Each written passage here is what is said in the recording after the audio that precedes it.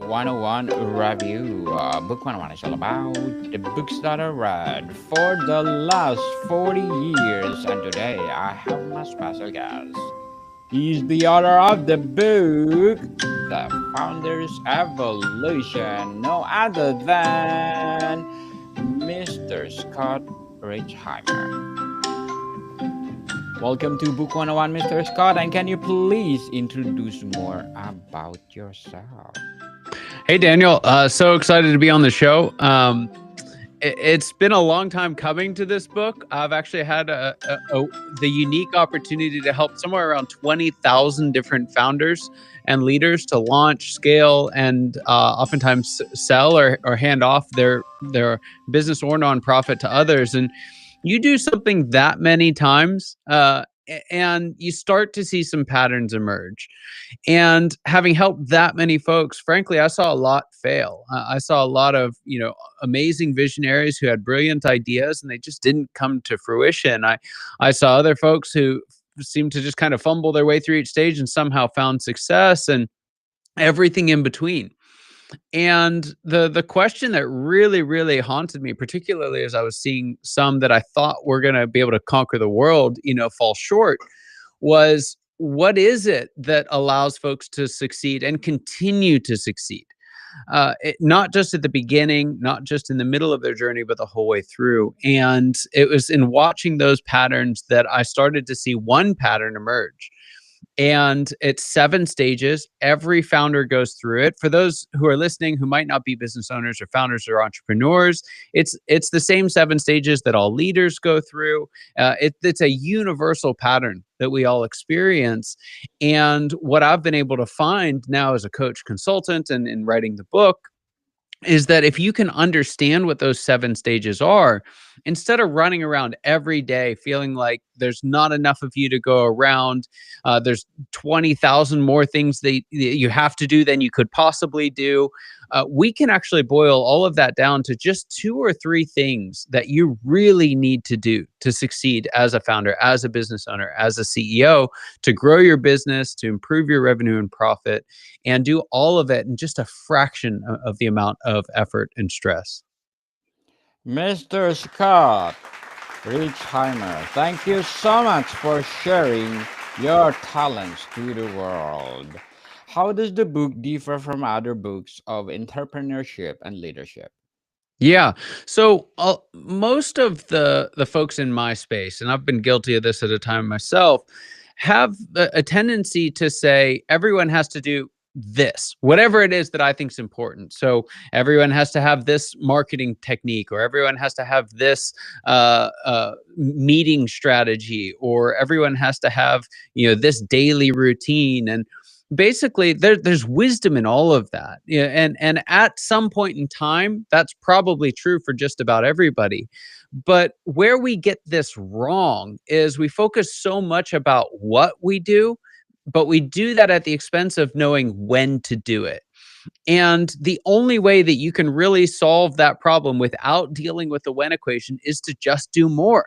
Every time you hear a great podcast, every time you read a great book, every time you go to a great seminar, or you watch a YouTube video, it's just more things that you have to do, more things that you have to do. And so the key distinction in the book is that it lays out you don't have to do everything. There are actually stages that you don't have to be a great leader. There are stages that you don't have to work ridiculously long hours. There are stages when you don't have to solve the problems yourself, but empower a team to do it. In every single stage is a different strategy. And the book allows you to not know just what you need to do, but more importantly, the things that you don't need to do because they're not right for the strategy you're in. Example of this, just real quickly. So let's say we were in Los Angeles and we were trying to get to Chicago.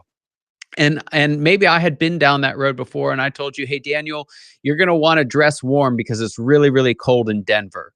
And you're like, great, he's been down this road. He knows the problem. I'm going to dress warm. And you set off from LA ready for the snow.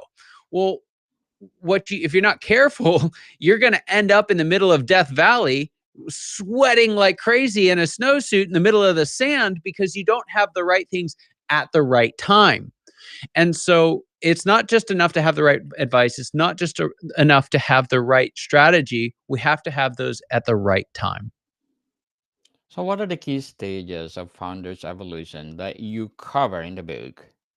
Yeah, they go from pre-launch to post-exit. So, I can talk about these for hours. So, the very simplest that you need to know is that it starts at the very beginning. Stage one's the dissatisfied employee. They're haunted by the question, "Isn't there a better way?"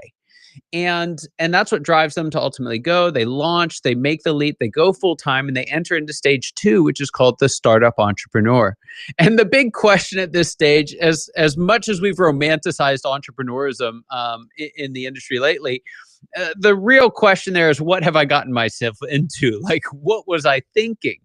And so you kind of figure it out. You experience more rejection in the 2 years that you're there than most people would in two lifetimes. You just have to fight your claw and scratch your way through.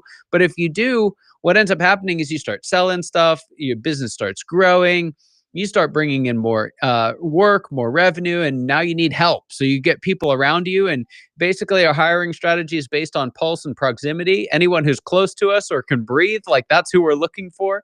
And because of that, we don't hire very well. We don't manage very well. And we wake up, it's usually a Monday morning, thinking, what is wrong with these people? They're driving me crazy, because no one starts a business to become a manager, right? It's just not why we do it. And so stage three is what I call the reluctant manager, because there's a season and a stage where you have to learn to manage effectively. And if that was all that it took to scale and do all kinds of remarkable things, it'd be really special. But the problem is, there's one more really, really challenging stage. There's one more really challenging step that we have to overcome. And that's stage four. It's called the disillusioned leader. And what happens is, the more we grow, the more things look great from the outside, the more we die on the inside. Because what you find out inside of really successful businesses is that businesses get bigger, they don't inherently get better. And so while it looks like you've got everything that you wanted and you're passing these major milestones as a company, as a founder, as a leader, you're just kind of quietly, and sometimes not so quietly, dying inside. And it's this frustrating, disillusioning, like, is this it stage in the business? And a lot of folks get there, and it's just enough. They don't want to move forward. And unfortunately, a lot of businesses die in this stage because the founder doesn't know that it's just a natural stage that we all go through, and it's not the end. In fact, it's just one step away from the most profound, the most remarkable, at least so far, the most rewarding stage in the process. And that's stage five, where we actually become CEO for the very first time. Now, that's a little surprising for folks, because you take a look at the business card of the vast majority of founders, it'll say founder and CEO before they've even started the business. But the reality of it is, you don't actually act like a CEO. You don't have the job description of a CEO until you're in stage five of the process. It's a great one. It's a really, really cool stage. But we've got to recognize we don't get there until stage five. It's pretty wild.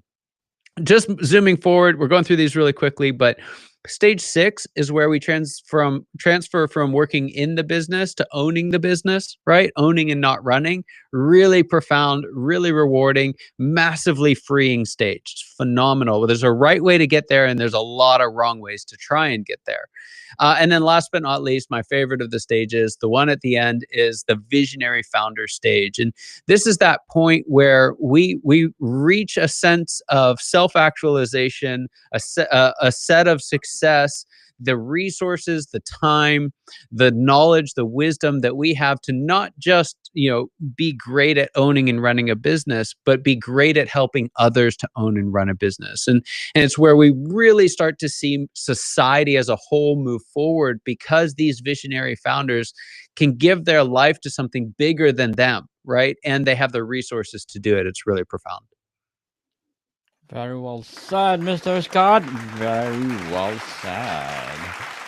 So let's talk about the founder's journey. What are the most common challenges founders face in the early stages of their journey? Yeah. So There's a couple, especially early in the journey, and you can kind of break this down by stage. But the biggest problem in stage one is that they're really uncomfortable wherever they are. Right? They're dissatisfied by their work. They're frustrated with their boss. They feel like they're in a dead end job, and they feel like their life is just withering away. And what it takes to be successful in this first stage, this disillusioned, I'm sorry, dissatisfied employee stage, is patience, and practice and reps and learning the game and learning how to play the game, finding out what you actually do love to do, what type of business you want to be in, who you want to serve, really, really importantly, who you don't want to serve. And so the big problem in stage one is really impatience. We just don't want to do it. And so unfortunately, we don't tend to pass that test very well. Most folks jump in prematurely, and in doing so and being impatient, they actually set themselves up for a bigger challenge in stage two, which is you got in too soon. You don't actually know how to make this thing work. There's so many variables, so many question marks that you're just fighting and fighting and fighting to survive and figure it out all at the same time, which is just a huge challenge. And so the big fight inside of stage two is to stay focused, to find out what you're supposed to be saying no to keep a ruthless focus on what do you need to do today to sell something, and then what do you need to do to provide those things in a high quality way. And so the problem then is focus in stage two. Focus people in everything you do. So what are the biggest myth about being a founder that your book aims to debunk? There's a whole bunch of them. The myth of the founder is that it is one thing. That as a founder, you show up one way and that will create success in every stage. It's just patently false. And one of the things that makes this myth so prevalent and so hard is that these evolutionary stages for founders in particular, they're invisible. There's nothing to really say you've progressed from one stage to the other unless you know the signs and can kind of read the tea leaves to some extent, which is what the book does. It helps you understand how to understand what stage you're in. And so an example of this is, let's say you're an employee somewhere, you're doing a great job, and what's the conclusion? Let's promote this person, and they can be a frontline supervisor, and they can help other people do a great job. And that's actually a pretty hard transition. There are books and books and books written for employees who are trying to make the leap to manager. It's a very different mindset, it's a very different process. But the employee turned manager has a really, really important advantage. And that is someone told them that the game has changed. They have a new title, they have new responsibilities. Hopefully, they have a bigger paycheck. But my question for anyone listening is, if you're a founder, at what point does that happen? At what point do you switch from being that kind of star player mode to having to be a manager and to be captain on the field? There's no single point that demarcates that unless you know the stages. And so the myth then is propagated and continued that being a founder and being successful as a founder requires these same things at every stage. It's not true. We need to understand the stages, then we can understand how to create success. So let's talk about leadership and decision making. How should founders balance risk taking with a smart decision making? That's a great question. So, one of the things that's important to recognize for most founders is that they're actually more risk seeking than most of the people who work for them. And so, the bigger you are, the later you go in these stages, especially three, four, five, and even into stage six, you have to recognize that your risk tolerance is different from the people who work for you. And so that's going to have an impact on how much risk you take. It's going to have a very big impact on how much of the risk you take can they handle. And again, the bigger you go, the more dependent you are on the team around you. And a big part of what happens in that stage four disillusioned leader stage is that we keep trying to take the level of risk that we did when it was us and a couple of people. We keep trying to move at that speed. We keep trying to change at that rate, but we've got a bigger and bigger organization around us, and it's just not possible anymore.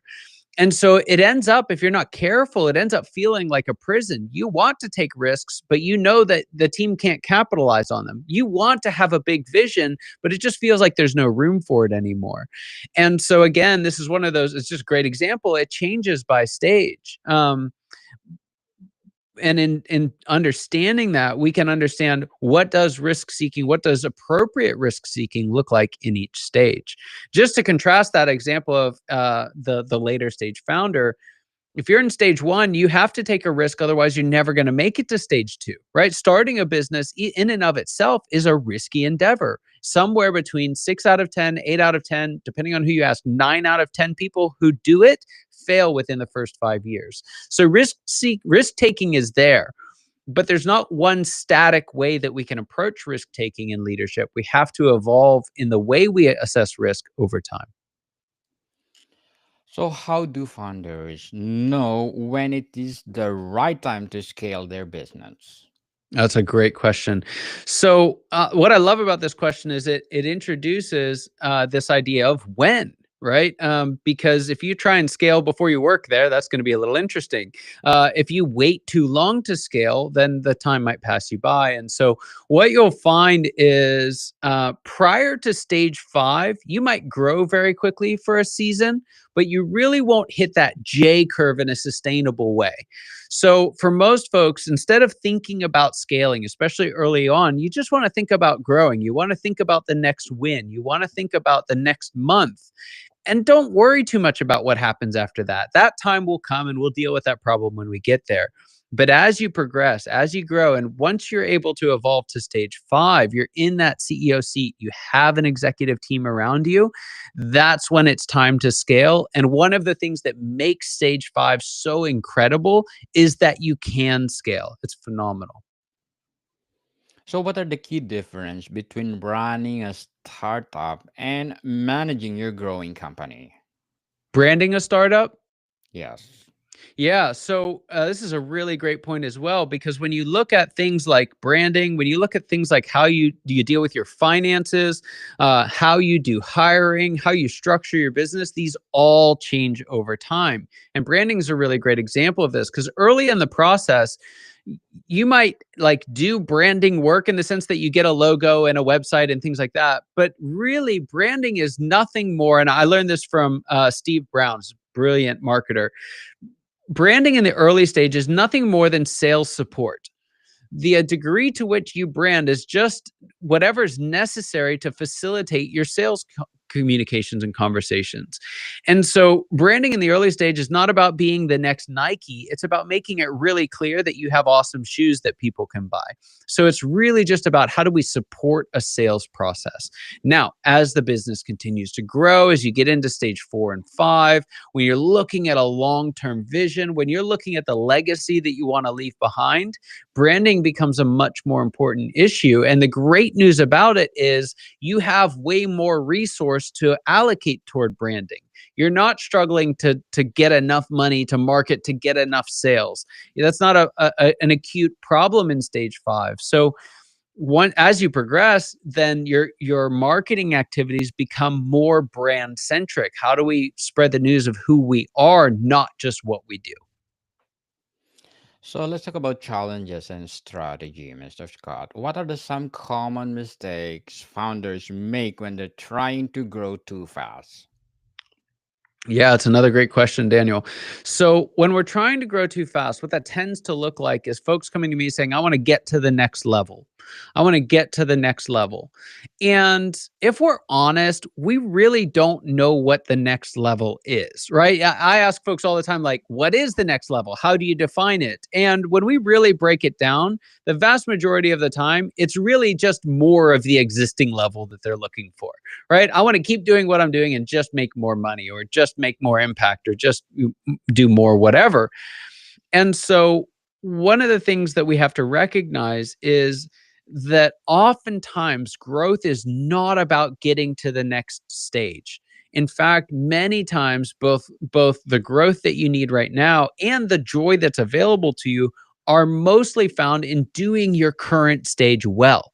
If you can do what you need to do now well, that will necessarily propel you into the next stage. You won't have to fight for the next stage at all. And so where we get into trouble is by trying to fake growth, right? Trying to pretend we're in a later stage. And I liken this as I've got a 13-year-old son, and the other day he put on one of my suits and he looked ridiculous, right? Like 13-year-old in his dad's suit. It's just silly. And unfortunately, that's what we do a lot of times. When we try to act like we're bigger than we are, we end up wearing our dad's clothes and it doesn't look good, and it's not very functional, right? He's tripping over the pants, and the shirt's got his arms all covered up. So what's most important is to say, hey, what stage am I in? What do I have to do to create success right here, right now? Learn the lessons for that stage, because you'll build on them as you grow. And don't worry about the growth, it will come. So, how can a founders build a strong company culture from the start? That's a great question. And I think the reality of it is a lot of folks think in the same way. They think that culture is kind of the same all the time. And that's just not true. In fact, I actually wrote a series of articles on how your culture must change. Because in the beginning, it's scrappy, right? When you look at folks who succeed in stages 1 and 2, they do it by doing just Herculean stuff, just things that don't make sense at all. There's no leverage to it. It's just effort. And that's actually a good thing. It's a good way to win. It's an appropriate strategy early on, and you want a culture that reflects that, right? You want to hire people who act like that, who are scrappy, who don't care about job descriptions, who love to work hard and get stuff done. Might be a little messy, might be a little chaotic. That's okay at this stage. And so we want a culture that supports that. Well, fast forward 5, 10 years, you've got a bunch of folks doing that, and it's chaos. It's just chaos. It's just people everywhere. Tons of success. Don't get me wrong, but my favorite description of this is a fellow coach once said it's like drunk kids on jet skis. It's really fast, it's really crazy, and it's really dangerous. So what has to happen is we have to start embracing a more structured approach to business, and that has to show up in our culture. One of the big challenges that folks have is they say, hey, this culture got us here. This culture of do it now, get it done, cut the corners that you have to cut. It's, as long as it's not illegal and or unethical, just figure it out. Well, that's just not enough to scale. It's not enough to sustain the success that we've created. And so our culture has to change in each stage to really embody and personify the skills that are needed, the attitudes and behaviors that are needed at each stage as well. Very well said, Mr. Scott. Very well said. And what strategies can help founders avoid burnout while growing their business? Yeah. So burnout's a real thing. And one of the real tragedies of the founder entrepreneur world is it's kind of not okay to talk about it. There's this idea that, like, if you lead a $5 million business and you're profitable, like, what do you have to complain about? So many people would die for that. And yes, that's true. And gratitude's a huge and important facet in avoiding burnout. But the reality of it is hard. There are really hard things about it, particularly for folks who are in that stage 4, that disillusioned leader stage. That's where the probability for burnout is very high. And at the risk of sounding like a broken record, what I would encourage folks to do is check out the book and look for the strategies that are needed at that stage. Because what's happening in burnout is you're spending all kinds of time doing things that used to be necessary for the stages you were in the past, or might be necessary in stages in the future, but aren't necessary right now.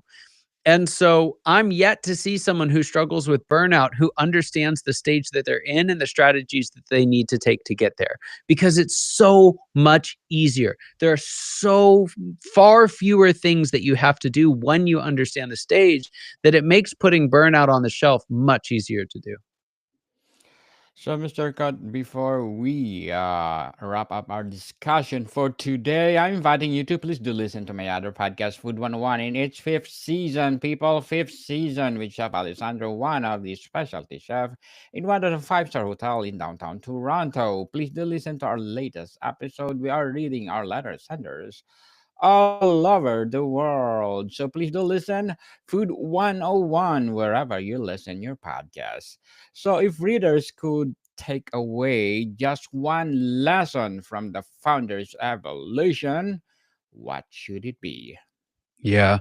The biggest lesson is that there is no one lesson. There's 7 of them. And so if there's any one thing that you can do, again, it's understand what stage you're in and understand what the lesson is at that stage. Now, that being said, there's a really important life lesson that I learned through this process. And unfortunately, even if you know about the stages, it doesn't solve it directly because it has to do more with our heart than our head. And that is that joy in this process, being a founder can be an immensely joy filled journey, but it can also be really frustrating and discouraging. And so, one of the tendencies we have to do, especially if we know that there are future stages and that they get better in some ways, is to kind of put our joy on hold until we get there. Right. I talk to lots of folks in stages 2, 3, 4, and they think, hey, once I get to $5 million, I'll be okay. Once I get to $1 million, I'll be okay. And they just kind of put their joy on hold. And unfortunately, you get there and you realize it looks just the same here as it did there. And the biggest tragedy we can have is to miss the joy that's available to us today, because not only will you find that the joy is not just sitting there waiting for you later, what you'll find is that the joy that you could have had back then when things were small and nimble and chaotic and fun, you can't have that joy anymore. There's really specific things at each stage that are really helpful. So in the book, we actually lay out the joy that's available in every stage. So you don't have to get to the next stage. Sometimes you can just enjoy the current stage you're in more. Certainly. Mr. Scott Reisheimer, thank you so much for sharing your book to the world. So, can you please invite our listeners to support your book? Yeah, anyone who wants to get it can get it for free at scalearchitects.com/founders. The full digital copy is available for free for everyone. Yes, people, let's support Mr. Scott because if you support him, more and more empowering books like this to come. So, Mr. Scott, thank you for your time. Daniel, thanks for having me. More to come, people. See you soon.